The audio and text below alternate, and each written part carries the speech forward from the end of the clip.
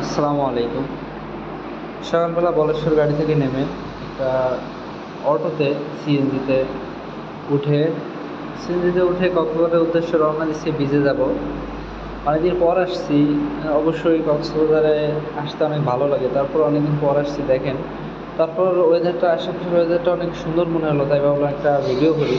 দেখেন, রিক্সাওয়ালা মামা খুব ভালো চালাচ্ছে।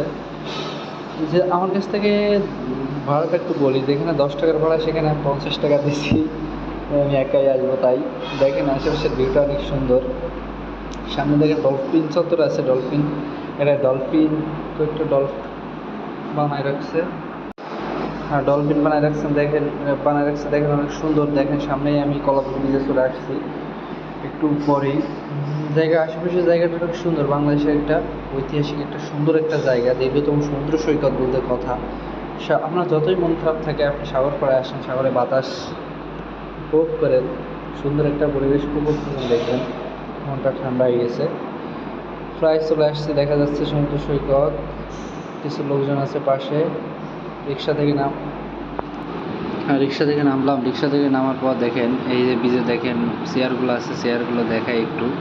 ও দূরে 120 কিলোমিটার বিস্তারিত এলাকা দেখেন। এরপরে সৈকত দেখাচ্ছে দেখেন।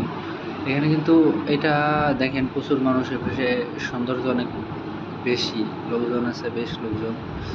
দেখতে ভালোই দেখা যাচ্ছে, ভালো পরিবেশটা অনেক সুন্দর, গুড। মন চায় যে সবসময় কক্সবাজার যাই, আপনারা চাইলে আসতে পারেন, আসেন, ঘুরে যান, মনটা ফ্রেশ করে যান। জীবনে তো টাকা পয়সা অনেক ইনকাম করলেন, একটু ওই সমুদ্র সৈকতে বেড়াই, কিছু টাকা নাই ইনভেস্ট করে যান, আসেন, ঘুরে যান।